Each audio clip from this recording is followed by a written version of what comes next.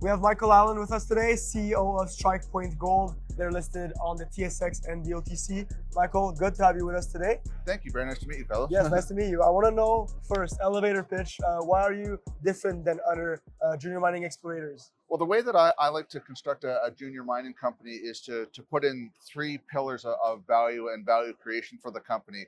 And so for StrikePoint, the way that I've been able to construct the company is a backstop of value, which is our BC properties. Is a very high grade historic silver resource. And then we've also got the experience management team. My focus is historically been in Nevada, where I've had success. And then we've put in a third value creation pillar, which is our Cooperite Gold project located in the Walker Lane of Nevada. Right. So, what is so different about being in Nevada? How's the jurisdiction there compared to other ones? Well, I'm a bit biased, but I think that Nevada is the tier one jurisdiction.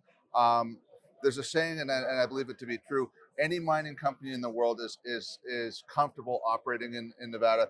The regulations are regimented but very transparent. So, in terms of getting permits to advance a project or develop a mine, it's more of a turn the crank and a permit will pop out than some of the more challenging jurisdictions where you've got a lot of vagaries. Nevada is very experienced with mining. They are big in gold mining, big silver, big copper, and even some of the exotic things you're seeing now, like lithiums. So it's a very mature mining jurisdiction, and the regulators know mining very well. Right. And you're focused on gold there? We are May focused on not. gold there. Okay. Yeah. How did you get the property? Like initially, if you go a little bit back, how did you get your hands on it? What's the story behind that? Okay, well, that's a great story.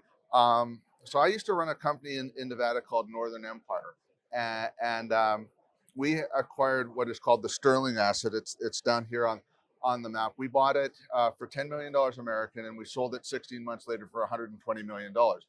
Stock went straight up and gone. It was a beautiful transaction, and a major has come in and consolidated all the ground around that's Anglo Gold, and they've subsequently uh, cobbled together all the resources that we sold to them, and they've made two significant discoveries. They've cobbled together a resource package of about 16 million ounces in Nevada. Massive new discovery, a 13 million ounce discovery at Silicon and Merlin. And I was at a talk on this discovery, and I bumped into a friend of mine that I've done work with, and we have a long history with, and it's Patty Nichols. And he showed me a property that looked just like the new discovery, and it was just like, okay, Patty, what do you want for it? Let's do a deal, and away we went. A lot of similarities between our Cooperite Gold project and Silicon. Our project is early stage, yet to be drilled, but we should be drilling out there next week in early March. Okay, so drilling should start next week. What has been done in 2023 before that? That's when we did all the boot work, all the cheap stuff.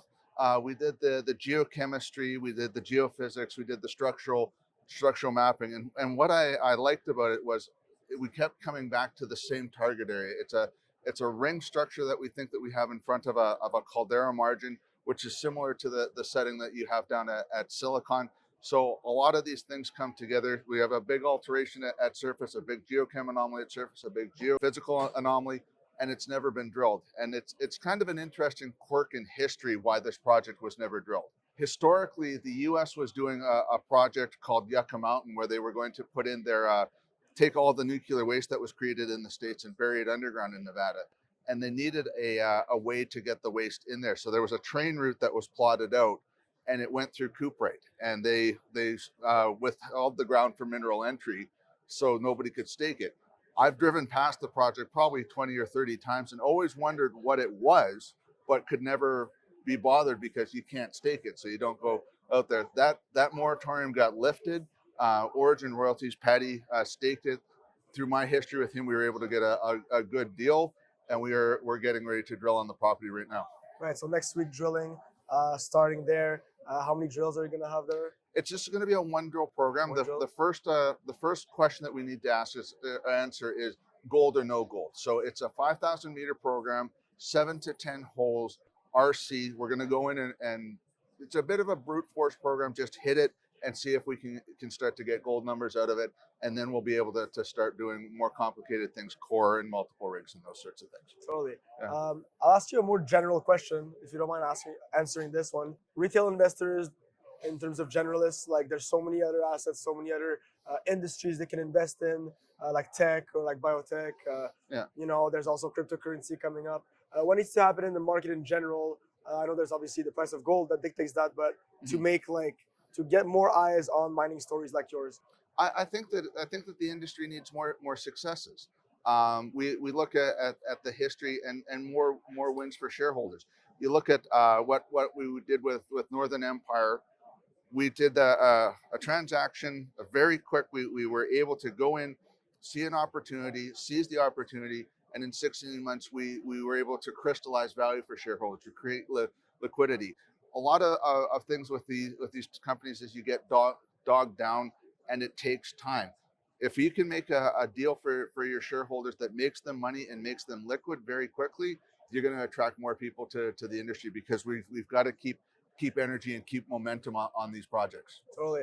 Yeah, thanks for answering this question. Is there anything else you'd like to add to the audience before we close off this interview? No, I mean, obviously we were quiet in 2023 doing all that boot work, and in 2024 we're going to be active and out in the market and looking to be making a new discovery in Nevada. All right. Well, we'll keep an eye out for StrikePoint Gold. Thanks for joining us today. No problem, Carlos. Thank you. Thanks.